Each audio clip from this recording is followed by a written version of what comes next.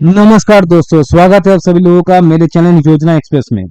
तो आज के वीडियो में हम लोग डिस्कस करने वाले हैं आयुष्मान भारत स्कीम 2026 के लिए, यानी कि 2026 में आयुष्मान भारत स्कीम में आप लोगों को कौन सी सुविधाएं मिलने वाली है, इसके बारे में आज हम डिस्कस करने वाले हैं। तो देखिए, ये जो स्कीम है, स्कीम को लॉन्च किया गया था सरकार की तरफ से 23 सितंबर 2018, यानी कि 23 सितंबर 2018 को स्कीम को लॉन्च किया गया था। और स्कीम के अंतर्गत आपको हेल्थ इंश्योरेंस कवरेज, यानी कि अगर आप हॉस्पिटल आप बीमार होते हैं और आपको हॉस्पिटलाइज किया जाता है, हॉस्पिटल में आप भर्ती होते हैं, उस भर्ती के सिचुएशन में आपको 5 लाख रुपए तक पर फैमिली, हर एक परिवार के लिए 5 लाख रुपए तक का असिस्टेंट, फाइनेंशियल असिस्टेंस, यानी कि 5 लाख रुपए तक का जो खर्चा होगा वो सरकार की तरफ से दिया जाएगा हर एक फैमिली को। ठीक है। अब देखिए, ये स्कीम दो मेजर कंपोनेंट है स्कीम का, यानी कि एक कंपोनेंट है आपका health and wellness centre HWC, और दूसरा है PMJY हेल्थ इंश्योरेंस कवरेज, यानी कि इंश्योरेंस कवरेज भी मिलता है, और जो हेल्थ सेंटर रहता है उस हेल्थ सेंटर में जो खर्चा रहता है उसमें भी वो कवरेज भी यहाँ पे मिल जाता है।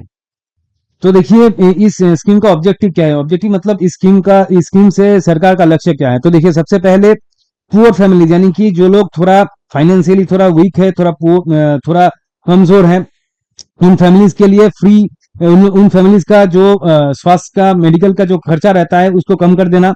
उसके बाद फ्री क्वालिटी में हेल्थ केयर प्रदान करना, यानी कि मुफ्त में अच्छी क्वालिटी का चिकित्सा प्रदान करना। कैशलेस हॉस्पिटलाइजेशन, यानी कि देखिए, आज के दिन में क्या होता है, किसी भी अच्छे हॉस्पिटल में अगर आप भर्ती होते हैं तो आपको तुरंत पैसा जमा करना पड़ता है। ये ताकि लोगों को करना नहीं पड़े, वो पैसा हॉस्पिटल की तरफ से, सरकार की तरफ से हॉस्पिटल को दे दिया जाएगा इस स्कीम में, अगर आप अपना नाम अंतर्भुक्त करते हैं तो। ठीक है। उसके बाद देखिए, एडवांस मेडिकल ट्रीटमेंट, यानी कि काफी समय क्या होता है, पैसे की कमी की वजह से हम लोग एडवांस मेडिकल ट्रीटमेंट, कोई टेस्ट वगैरह हो, वो हम कर नहीं पाते हैं। तो इस स्कीम के अंतर्गत वो टेस्ट का पैसा सरकार की तरफ से प्रदान कर दिया जाएगा। उसके बाद देखिए, सीनियर सिटीजन, यानी कि बुजुर्ग आदमी जिन लोगों का एज 70 या उसके ऊपर है, उन लोगों के चिकित्सा के लिए भी इस स्कीम में व्यवस्था किया गया है। उसके बाद देखिए, यूनिवर्सल हेल्थ कवरेज, यानी कि सभी को, सरकार चाहती है कि भारतवर्ष में, इंडिया में रहने वाले सभी को अच्छी तरह का चिकित्सा मिले, ये भी इस स्कीम का एक लक्ष्य है। तो चलिए अब बात करते हैं स्कीम में फाइनेंशियल कवरेज क्या क्या मिलेगा। तो देखिए, जैसे मैंने पहले बताया कि पर फैमिली पर ईयर के लिए 5 लाख रुपए मिलेगा, यानी कि हर एक फैमिली को हर साल में 5 लाख रुपए तक का कवर मिलेगा। उसके बाद देखिए, पूरा का पूरा फैमिली कवरेज होता है, पूरा का पूरा परिवार जो है उसको, सभी को इस स्कीम में फायदा मिलता है। फैमिली का साइज डिपेंड नहीं करता, यानी कि समझ लीजिए, आपके फैमिली में चाहे 10 मेंबर हो या 3 मेंबर हो, उसमें कोई फर्क नहीं आएगा। एज का कोई रेस्ट्रिक्शन नहीं है, यानी कि अगर आपका एज 5 साल का हो या 50 साल का हो, उसमें कोई रेस्ट्रिक्शन नहीं है, सभी को इसमें सुविधा मिलेगा।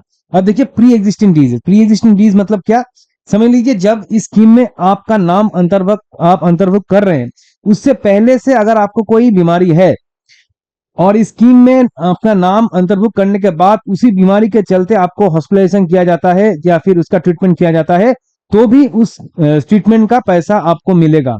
ठीक है। तो उसके बाद देखिए, उसमें देखिए, जैसे मैंने बताया, हॉस्पिटलाइजेशन का खर्चा आपको मिल जाएगा। सर्जरी, यानी कि ऑपरेशन किया जाता है तो उसका भी पैसा मिलेगा। दवाई का, मेडिसिन, दवाई का पैसा, दवाई का जो खर्चा है वो भी कवर अप होता है, उसका भी खर्चा दे दिया जाता है।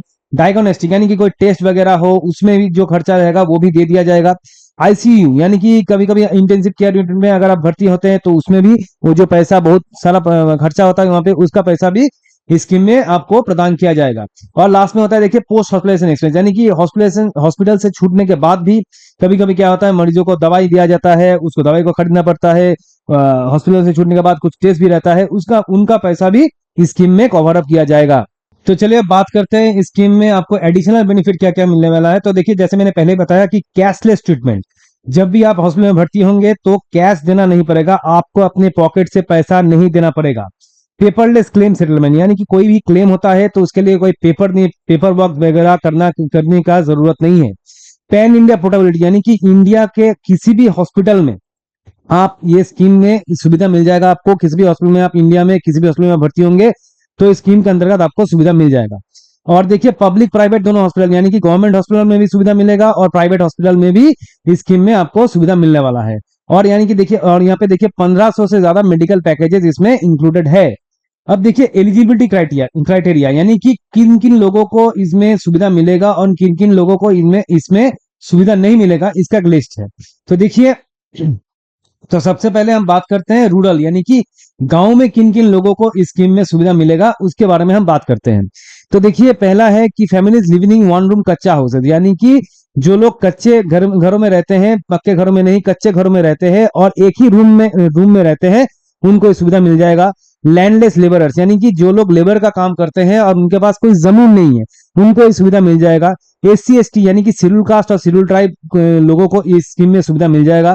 उसके बाद फैमिली विद डिजेबल मेंबर्स, यानी कि कोई विकलांग मेंबर है, कोई विकलांग सदस्य है किसी भी परिवार में, गांव में किसी भी परिवार में अगर विकलांग सदस्य है तो उस परिवार को इसका इस स्कीम में सुविधा मिलेगा। Female headed household with no adult man, यानी कि अगर किसी परिवार में कोई पुरुष नहीं है, पूरा का पूरा परिवार महिलाओं का है और उसमें जो करता है वो यानी कि करती है वो भी एक महिला है, उस परिवार को इस स्कीम में सुविधा मिल जाएगा। और उसके बाद देखिए, families without adult age 16 to 59, यानी कि अगर एक परिवार में पुरुष है लेकिन उनका एज 16 से कम है, ठीक है, समझ लीजिए बच्चा है, 2 बच्चा है और बाकी सब महिलाएं हैं, उस परिवार को भी इस स्कीम में सुविधा मिल जाएगा। तो चलिए अब बात करते हैं कि शहरों में किन किन लोगों को इस स्कीम के अंतर्गत सुविधा मिलने वाला है। तो देखिए, सबसे पहला है रैक पिकर्स, यानी कि जो लोग कचरा सफाई का काम करते हैं। डोमेस्टिक वर्कर्स, यानी कि जो हमारे घरों में जो लोग काम करते हैं, मेड वगैरह है उनको। स्ट्रीट वेंडर्स, यानी कि जो रास्ते में ठेला वगैरह लगाते हैं तो उन लोगों को मिल जाएगा। कंस्ट्रक्शन वर्कर्स, यानी कि कंस्ट्रक्शन साइट में जो लेबर्स काम करते हैं उन लोगों को मिल जाएगा। ड्राइवर्स, यानी कि जो लोग गाड़ी वगैरह चलाते हैं, टैक्सी हो, कैब हो, बस हो, उन लोगों को मिल जाएगा। सिक्योरिटी गार्ड का जो काम करते हैं उन लोगों को मिल जाएगा। प्लम्बर्स, यानी कि जो प्लम्बिंग का जो काम करते हैं उन लोगों को मिल जाएगा। इलेक्ट्रिशियन का काम करते हैं उन लोगों को मिल जाएगा। सैनिटरी वर्कर्स, यानी कि सफाई कर्मी जो है उन लोगों को मिल जाएगा, ठीक है। उसके बाद देखिए, एक नया अपडेट आया है 2026 में। वो अपडेट क्या है, जो जैसा मैं कह रहा था कि सीनियर सिटीजन्स का यहाँ पर जो डेफिनेशन है, सीनियर सिटीजन्स का मतलब है यहाँ के जिनका एज 70 ईयर्स या इसको ऊपर का है, ठीक है। उन उन सभी सीनियर सिटीजन्स को, मैं फिर से रिपीट करने वाला हूं कि सभी सीनियर सिटीजन्स को स्कीम के अंतर्गत सुविधा मिल जाएगा। उसमें कोई एज लिमिट नहीं है, उसमें कोई सॉरी कोई कोई इनकम का लिमिट नहीं है, कोई और वगैरह कोई लिमिट नहीं है।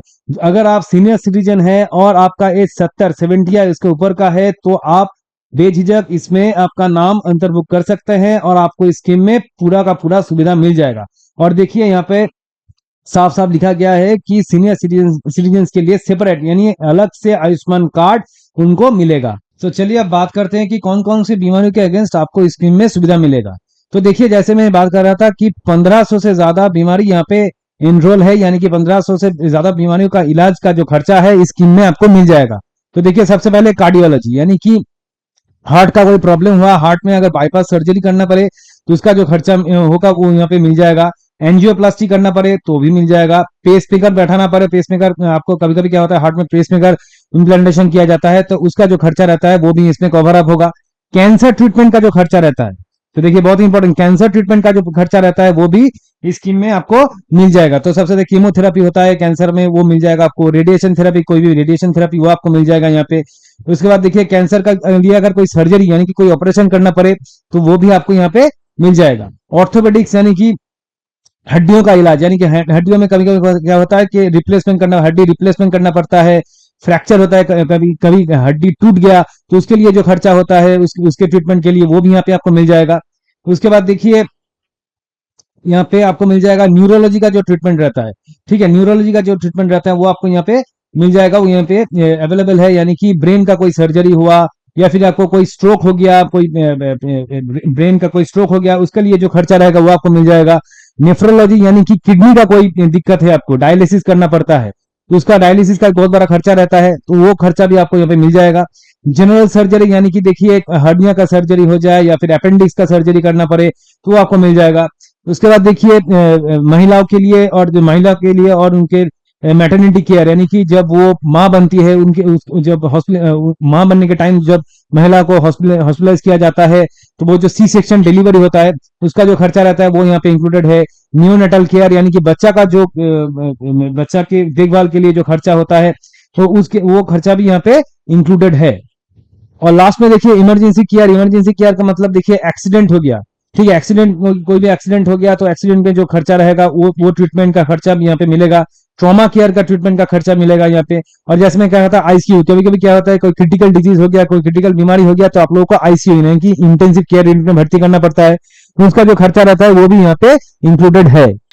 तो चलिए अब बात करते हैं कि कौन कौन से ट्रीटमेंट का खर्चा आपको नहीं मिलेगा। तो सबसे पहले देखिए कॉस्मेटिक सर्जरी, यानी कि अगर आपको प्लास्टिक सर्जरी करना पड़े तो प्लास्टिक सर्जरी का जो खर्चा रहेगा वो यहाँ पे आपको नहीं मिलेगा। ऑर्गन ट्रांसप्लांट यानी कि अंगदान, तो अंगदान करने के टाइम काफी समय क्या होता है क्या कि जो डोनर रहता है यानी कि जो अंगदाता रहता है उनको कुछ पैसा देना पड़ता है, तो वो पैसा आपको यहाँ पे नहीं मिलेगा। फर्टिलिटी ट्रीटमेंट यानी कि माँ बनने के लिए कभी कभी ट्रीटमेंट करवाना पड़ता है, उसका खर्चा आपको नहीं मिलेगा। ड्रग रिहेबिलिटेशन यानी कि जो नशे का जो ट्रीटमेंट रहता है कि ड्रग अब्यूज रहता है, तो ड्रग का जो उस नशे का जो ट्रीटमेंट रहता है तो उसका खर्चा आपको नहीं मिलेगा। कोई भी एक्सपेरिमेंटल ट्रीटमेंट का खर्चा आपको नहीं मिलेगा। ओपीडी यानी कि आउटडोर ट्रीटमेंट का जो खर्चा रहता है, आपको सर्दी जुकाम हुआ, आप डॉक्टर के पास गए, तो उसका जो फीस भी वगैरह वगैरह रहेगा, उसके लिए उसका खर्चा आपको यहाँ पे नहीं मिलेगा। यह ध्यान रखिएगा कि इस स्कीम के अंतर्गत पैसा मिलने के लिए आपको हॉस्पिटलाइजेशन करना पड़ेगा, हॉस्पिटलाइज होना पड़ेगा, हॉस्पिटल में भर्ती होना पड़ेगा, तभी आपको इसका खर्चा मिलेगा। इसके बाद नॉन मेडिकल एक्सपेंस आपको नहीं मिलेगा। सेल्फ इंफ्लिक्टेड इंजरीज यानी कि कोई अगर समझ लीजिए कि खुदकुशी करने की कोशिश किया तो उसके लिए वो इंजर्ड हो गए, तो उसका जो खर्चा है वो आपको नहीं मिलेगा। लग्जरी हॉस्पिटल सर्विसेज यानी कि बहुत लग्जरी हॉस्पिटल में भर्ती हो गए, बहुत उसमें जो खर्चा रहेगा वो खर्चा आपको नहीं मिलेगा। अननेसेसरी डायग्नोस्टिक यानी कि जो डायग्नोस्टिक टेस्ट यानी कि जो टेस्ट करने का जरूरत नहीं है वो अगर आपने करवा लिया तो उसका जो खर्चा रहेगा वो यहाँ पे आपको नहीं मिलेगा। तो चलिए अब बात कर लेते हैं कि कौन कौन से लोग अपना नाम स्कीम में अंतर्भुक्त नहीं कर पाएंगे और कौन कौन से लोग स्कीम में अपना लाभ नहीं उठा पाएंगे। तो देखिए इनकम टैक्स पेयर्स यानी कि जो लोग का इनकम कमाई इतना है कि उन लोगों को टैक्स पेमेंट करना पड़ता है, तो वो लोग इस स्कीम का लाभ नहीं उठा पाएंगे। गवर्नमेंट एम्प्लॉयज यानी कि जो लोग सरकारी नौकरी करते हैं और उसके बदौलत उन लोगों को कुछ मेडिकल फैसिलिटी मिलता है, वो लोग भी अपना नाम स्कीम में अंतर्भुक्त नहीं कर पाएंगे। जो लोग बहुत बड़े जमीन का मालिक है वो लोग भी स्कीम का लाभ नहीं उठा पाएंगे। और जो जिन लोगों के पास बहुत सारी संपत्ति है वो लोग भी इस स्कीम का लाभ नहीं उठा पाएंगे। और व्हीकल ओनर्स यानी कि एक लिमिट है, प्रेस्क्राइब लिमिट है, उस लिमिट को क्रॉस कर जाएंगे, उनसे ज्यादा व्हीकल का मालिक है, गाड़ी का मालिक है, वो लोग भी स्कीम का लाभ नहीं उठा पाएंगे। और जिनका नाम एससीसीसी डेटाबेस में नहीं है, सिर्फ सीनियर सिटीजन को छोड़ के, वो लोग भी इस स्कीम का लाभ नहीं उठा पाएंगे। तो चलिए अब बात करते हैं कि कौन कौन से हॉस्पिटल इसमें इंक्लूडेड है, यानी कि कौन कौन से हॉस्पिटल में अगर आप भर्ती होंगे तो स्कीम में आपको पैसा मिलेगा। तो देखिए डिस्ट्रिक्ट हॉस्पिटल यानी कि कोई भी जिला का हॉस्पिटल रहेगा तो उसमें आपको मिलेगा। मेडिकल कॉलेजेस यानी कि जो मेडिकल कॉलेजेस का हॉस्पिटल रहता है उसमें आपको मिल जाएगा। गवर्नमेंट यानी कि सरकारी अस्पताल में भी आपको इस स्कीम का लाभ मिल जाएगा। प्राइवेट मल्टी स्पेशलिटी हॉस्पिटल यानी कि गवर्नमेंट छोड़कर प्राइवेट हॉस्पिटल है उसमें भी आपको स्कीम का लाभ मिल जाएगा। स्पेशलिटी कैंसर हॉस्पिटल और कार्डियो यानी कि जो हॉस्पिटल सिर्फ कैंसर के लिए है या फिर सिर्फ कार्डियोलॉजी यानी कि हार्ट के लिए बनाया गया है, हार्ट के ट्रीटमेंट के लिए, या सिर्फ कैंसर के ट्रीटमेंट के लिए बनाया गया है, जैसे कि टाटा मेमोरियल हो कैंसर के लिए, उस हॉस्पिटल में, इन सभी हॉस्पिटल में आपको स्कीम में लाभ मिल जाएगा। इन सभी हॉस्पिटल में अगर आप किसी भी इन सभी के बीच अगर किसी भी हॉस्पिटल में अगर आप भर्ती होंगे तो इस स्कीम में आपको पैसा मिल जाएगा। तो एग्जाम्पल के तौर पे देखिए एम्स हो गया, या फिर फोर्टिस हॉस्पिटल हो गया, या फिर अपोलो हॉस्पिटल हो गया, या फिर नारायण हॉस्पिटल हो गया, इन सभी हॉस्पिटल में अगर आप भर्ती होंगे तो इस स्कीम में आपको पैसा मिल जाएगा। तो दोस्तों ये था आयुष्मान भारत स्कीम 2026 के ऊपर डिटेल डिस्कशन। उम्मीद करता हूं कि आज का वीडियो आप लोगों को पसंद आया होगा, और अगर आप लोगों को मेरा वीडियो पसंद आए तो आप लोग मेरा चैनल योजना एक्सप्रेस को लाइक शेयर और सब्सक्राइब कीजिए। तो चलिए मिलते हैं एक नए टॉपिक में, नए वीडियो में, तब तक के लिए खुश रहिए, सेफ रहिए। Thank you.